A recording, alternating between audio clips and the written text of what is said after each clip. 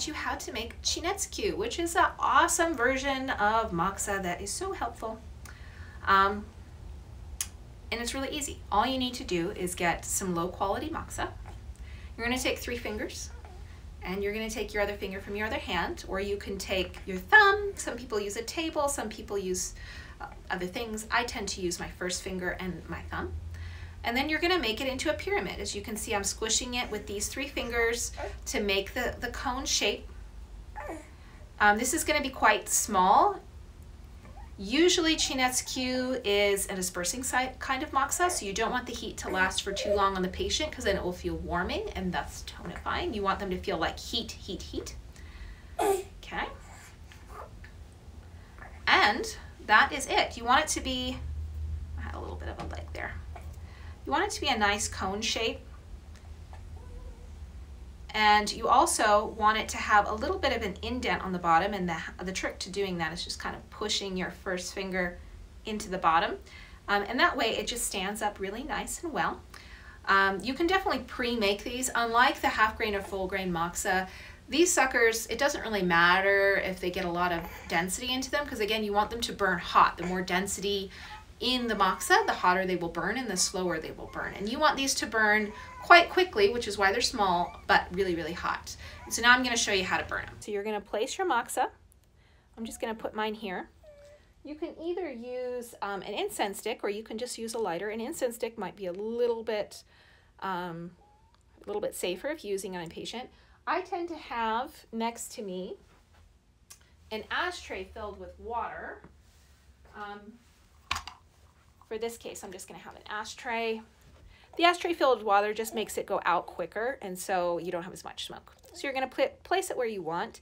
I love using these on bruising that won't go away, for really intense sore muscles after a hard workout.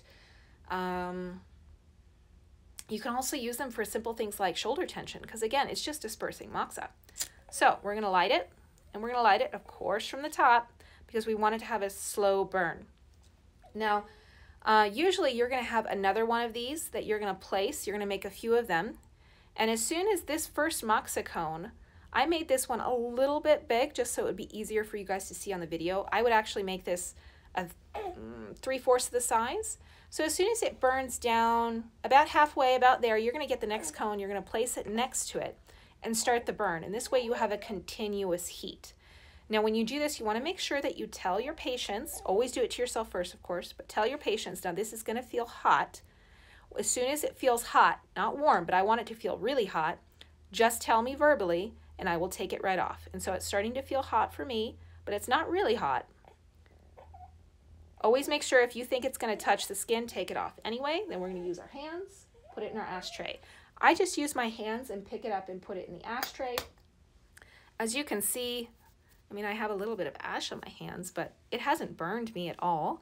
It doesn't burn. And then you get on the skin this nice little sweat, which is kind of hard to see on a camera, but it just gives you a little bit of a sweat. It hasn't burned my skin at all. There's not even any yellow discoloring, but it really feels releasing. And it's a really great moxa for that. All right, you guys, so that was Chinestu. It's so easy to do. I really hope that you put it into your practice and use it with your patients. Of course, after practicing on yourself. This is very important. And yeah, I mean, it's so effective. Why wouldn't you use it? Anyway, if you have any questions, comments, please make sure to comment below, leave them below. You can always subscribe and like and share this video, of course, if you found value in it. And yeah, if you think that you would like to have more hands-on learning in your area, or if you would like to attend a seminar with either me or my teacher, or on some of the tours that I do in Japan, feel free to go to bumblebeeacu.com and sign up to the newsletter, because I will be putting out, as soon as those tours open up, I put out an email, and they usually fill up in 24 hours. So make sure that you sign up to the email list, so that way you are the first one to get that email and be able to go to Japan and learn from a master.